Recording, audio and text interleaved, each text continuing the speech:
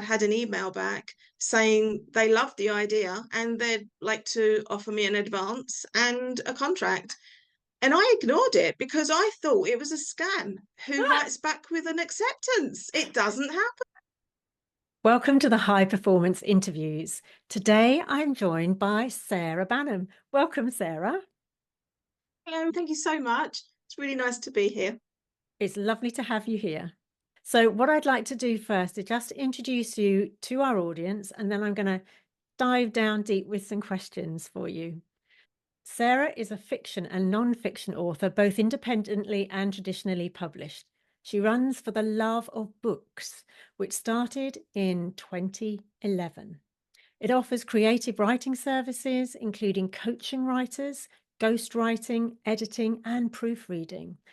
She's been a writer in residence, a leader and facilitator of writing and writers' groups, and a radio presenter with the weekly show Writer's Block broadcast over 4 stations, and much more. So what we're going to dive into is the much more bit and what you're currently doing, Sarah. So I'm going to hand it across to you to share a little bit more with our audience.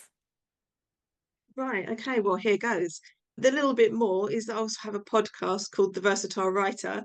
And among other things, I'm currently writing my parents' memoirs, which has been going on for about 15 years, on off, as these things do. So I'm somewhere in the middle of it right now. And it's a pretty big project. It's not so much about recording their stories, it's gathering appropriate photos to go in particular places. There's so much involved. And my mum has been one of those people who has managed to collect birth, death, marriage certificates, awards, things like that of other members of her family that are no longer with us. And she's been the one that's collected these unknowingly. So I have got masses, absolutely masses of information to sift through. But yeah, that's my current project. I was going to say that sounds like a huge research project as well, but very interesting, right? It is fascinating. Sometimes it's really sad to read, and other times it's absolutely beautiful. It's a snapshot of society, and it is just utterly wonderful. If you're interested in history and modern history, it encompasses how people treat each other. It encompasses fashion, cars, work, all kinds of things that people don't really think about when they're growing up. They just do it because that's the next natural step. Mm. But the fact that each of them have had very different lives, and what is fascinating about this particular project is that they met when my mum was 18 and my dad was 19. Now, they didn't live that far apart, far enough really to be a separate place, but not that far apart. And working on the research that I've done so far and all of their stories, they could actually have met 7 times before they did. And it's incredible that they just didn't, but it took one party and that's where they met. Ah, fate brought them together at last. Yeah. Well, don't they say something like you have to hear something 7 times until you pick up on it? So maybe that's just a lucky number for them. Who knows? So I can see that you are absolutely in love with writing. And I know you've been writing for many, many years, but not just writing as a youngster, but writing creatively writing. And was there a time when you just thought, I know I'm going to do this as a living, or did you fall into it? What happened there, Sarah? Would love to say that I planned it all that way, but it wasn't like that at all. What actually happened was that I kept writing short stories and poetry, and I kept improving, just developing more and being utterly fascinated by it and just not giving up. There were times I did give up and went back to it a few months later, but I just was so in love with how you construct a story that people want to read. It was just fascinating to me.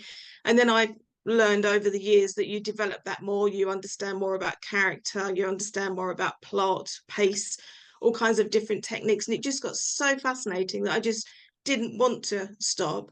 And it was in my probably my mid 30s that I took a moment to reflect that I'd been doing this since I was about 17 or 18. that this actually, despite the day jobs I had, this was my career. And and that was a big leap because I realized this is my career. This is what I fall back to when I'm high, when I'm really low. I always go back to writing. And that was a big eye opener. And then towards my 40th birthday, that I took the decision to begin publishing, which was 17 years ago. And from that moment, I've not looked back. But I hadn't realized then that I had a love of writing novels and nonfiction. I just believed it was novels. So as time went on, I realized it is a thing you can do both. You weren't put in such a box that you're a novelist, you can't possibly do this other thing.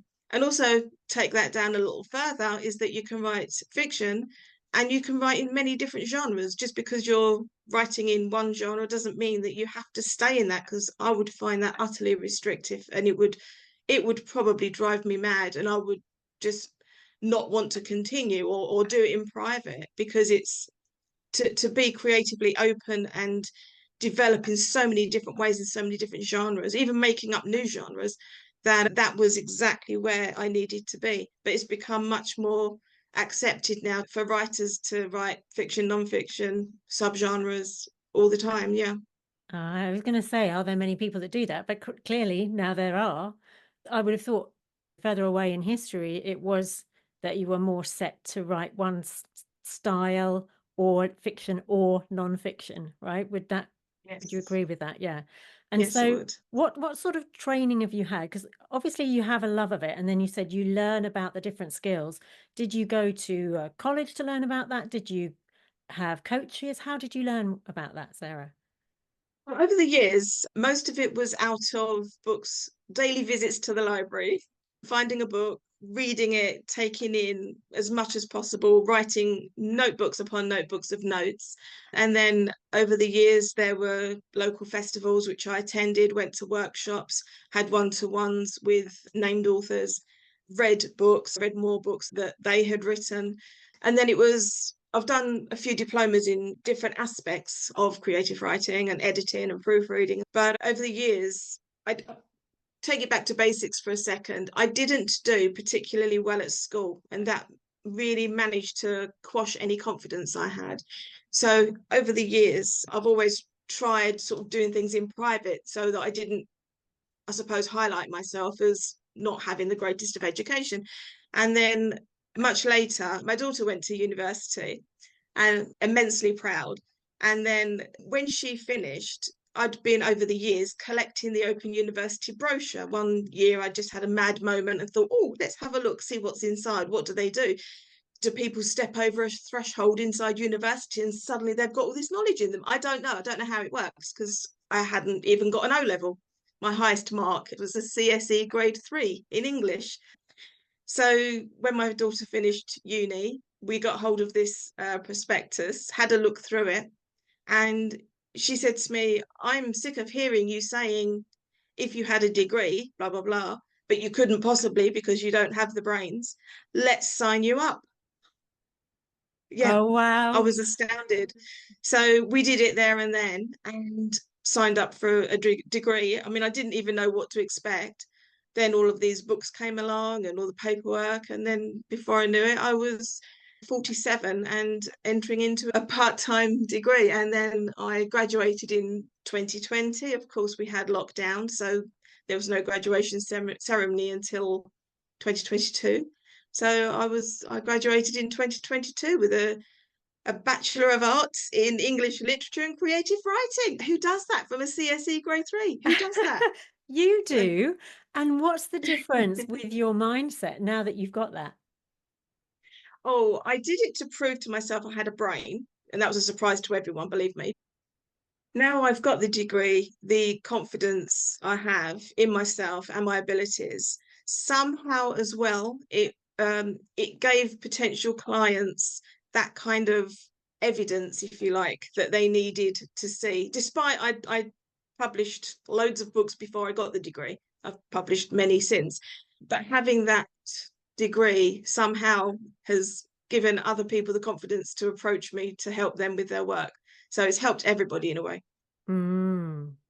Fantastic. And you said confidence. Did it make you more confident to be able to go out there and talk to more people or to be out there online more? Where did that confidence show up?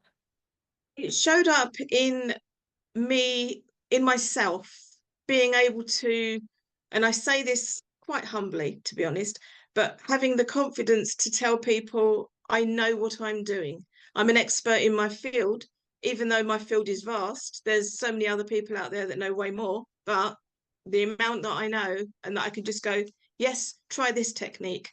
Yes, try that technique. So when it comes to editing, for example, when you're offering feedback to people, if they've maybe written themselves into a corner, they're not sure what's next, how to get out of it.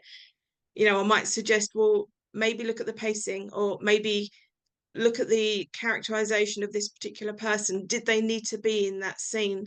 Can they come in later? Does another person need to be in that scene? Or are you having two or three characters doing the same job and you've got so many characters now that you don't know what to do with them? So pare it back and make just one character do all that kind of thing. But I wouldn't have had a clue beforehand of how to express that.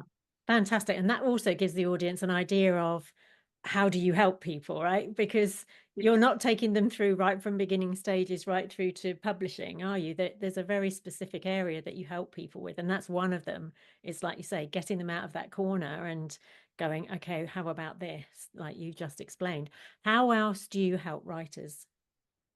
I can help them from their initial idea of a story and how they can develop that and allow the story to unwrap itself and evolve. Once they've learned where the story is going, I can obviously help them unwrap that further and develop that further. But it's about empowering that writer to find a way themselves. Like, you're guiding them, but they're finding their own way with your help and giving people just that kind of hand holding, but in a way that they almost don't need you, Mm, because they've discovered it within themselves. It's there, you just needed to ignite it, yeah. and sort of take them through so that they can write it and complete it. If they needed me to help with editing, no problem. But the writing, the motivation to continue writing to completion, because you might have heard of a saggy middle bit in a book. You can write the beginning, you can write the end, and then the middle kind of falls flat to elevate it and keep the pace going. Oh, that sounds wonderful. So there's some writers out there that are thinking, I've got this, because everybody's supposed to have a book within them, right? So I'm always hearing Oh, that no. everybody's got a book in them. And I'm thinking, I'm not quite sure about that. But anyway, if there is somebody out there thinking, I've got this book idea and I got started on it about 5 years ago and I've not done anything with it, then Sarah would definitely be the person to go to help you to expand on the idea and to help you with the saggy middle bit that perhaps you haven't even got to yet, right? Yes, So absolutely. you said you published loads of books, and I know you've just published one, which is the one just behind you, Creative Writing. Talk a little bit about that book for people if they're thinking, what is that book? What's that all about? It's called A Guide to Creative Writing, and it's published by White Owl Books, which is the leisure imprint of Pen and Sword books. I have been reviewing for Pen and Sword for about 6 years now, and I even ran a review group of about 7 people for Pen and Sword as well. So I knew how they worked, and I knew the quality of their books, which was something that always drew me. But it got to a stage where I thought, I think I've seen a gap in their market, and I'd pitched an idea. And in the world of pitching ideas, 99 out of 100 times you'll get a rejection. So you just pitch and pitch and pitch, and then whatever comes back comes back. And you really don't take much notice of it after a while, because it doesn't mean anything anymore. You just pitch it. And I'd read somewhere that if you pitch in January, publishers are coming back from holiday and they're very fresh and open. And I pitched it in the first few days of January a couple of years ago. And within a week, I'd had an email back saying they loved the idea and they'd like to offer me an advance and a contract. And I ignored it because I thought it was a scam. Who writes back with an acceptance? It doesn't happen. Oh, how Yeah. funny.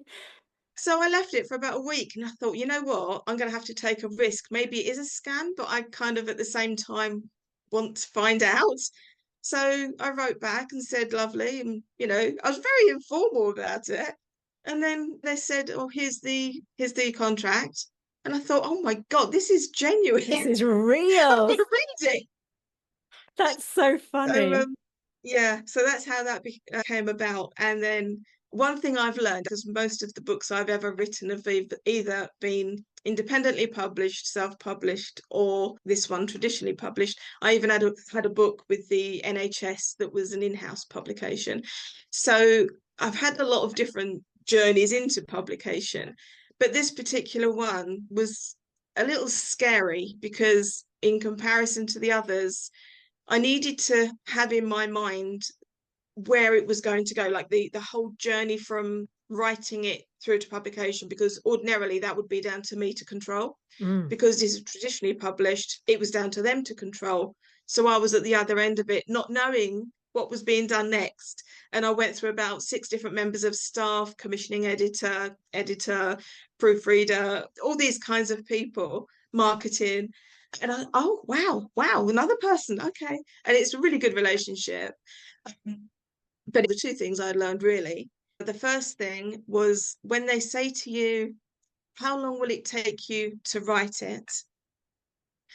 I think I've learned now to say a year, because this was now approaching February and they asked how long would it take. And I thought some of your listeners might know this, but NaNoWriMo, which is an international initiative, every year, and you write 50,000 words between the 1st and the 30th of November. So it's 1 month to write 50,000 words, and that is designed to help you have the backbone of a novel which you can edit later.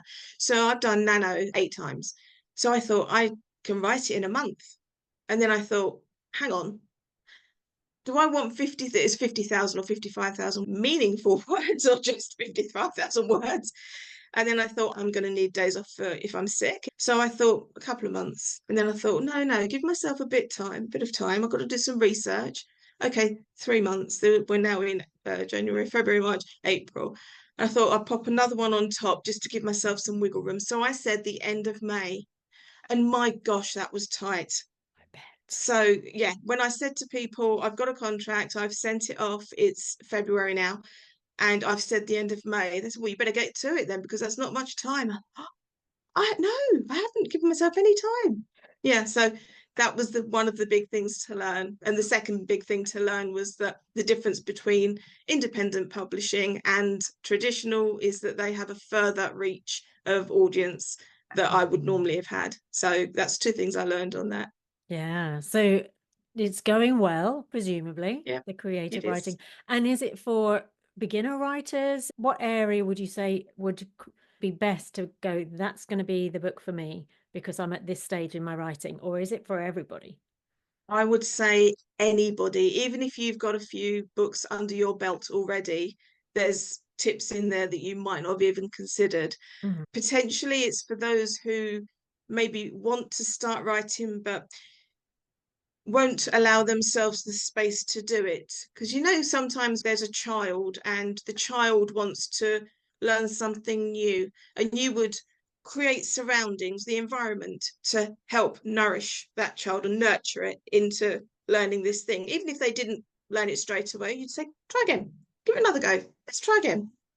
As adults, we don't allow ourselves that. We say, did you learn it? No. You're no good then. Move on to something else. And we're really harsh, but we don't allow any nurturing, any development or anything at all. So Mm. that book is to help give yourself a bit of kindness. Be pleasant with yourself. Treat yourself how you would treat a friend, not how you generally treat yourself, which is how I just said, really harsh. Yeah. So yeah, it's about development and nurturing. Oh, I love that. I love that. So if you're sitting there thinking, oh, well, I tried it and I failed. Well, no, you probably tried it. And if you look at it, you learned something, like Sarah just explained what she learned from actually writing the book and going through the contract and the length of time it was going to take.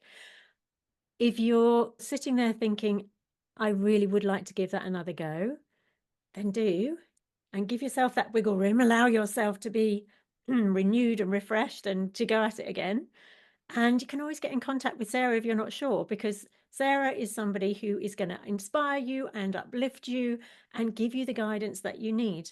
So, Sarah, if somebody's listening in and is going, yeah, that sounds like a good idea, Lucy, I will get in contact with Sarah. We're going to put all of your details in the description box below.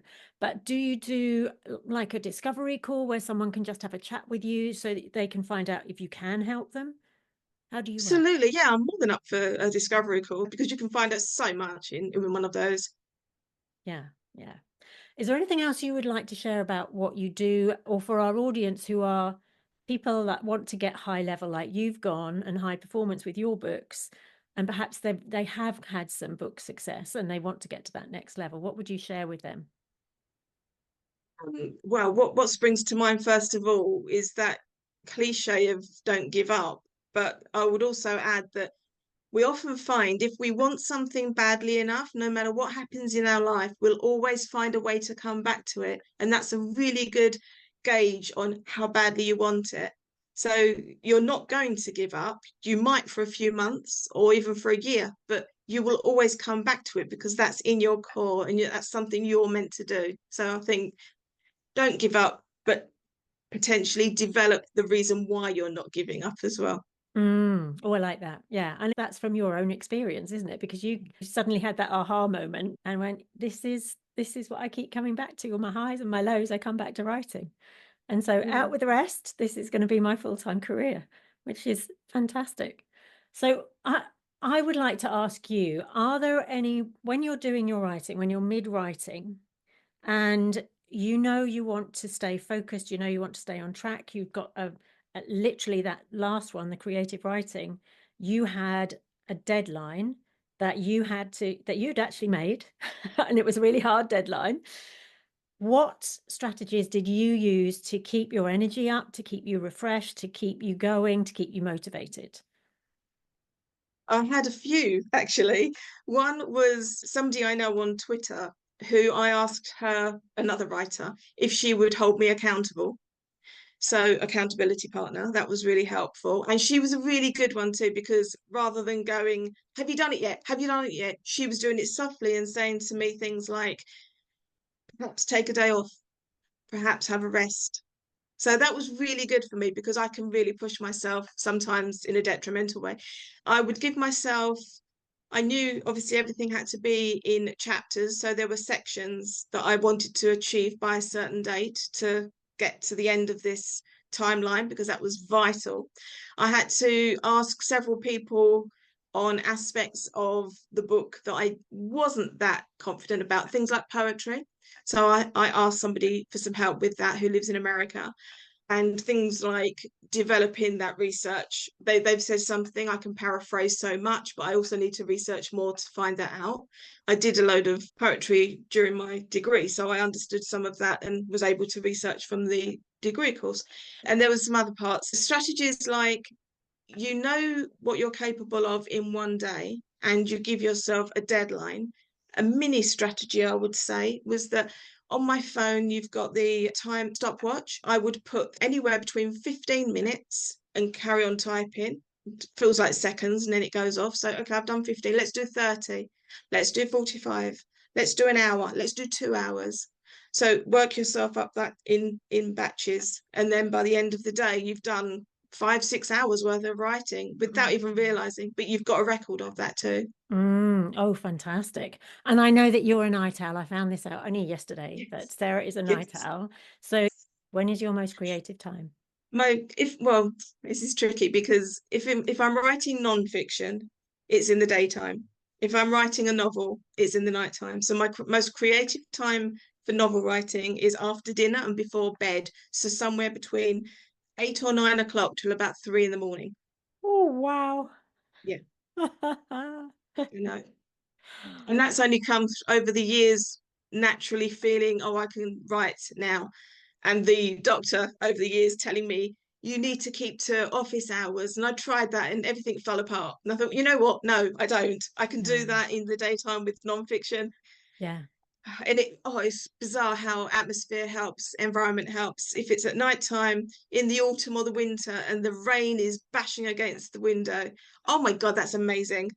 I can I also imagine. listen to classical music too, so classical music helps as well. Oh, and so I can imagine the rain bashing against the window, the wind blowing, classical music blaring, and your husband going, "Please let me go to sleep, Sarah."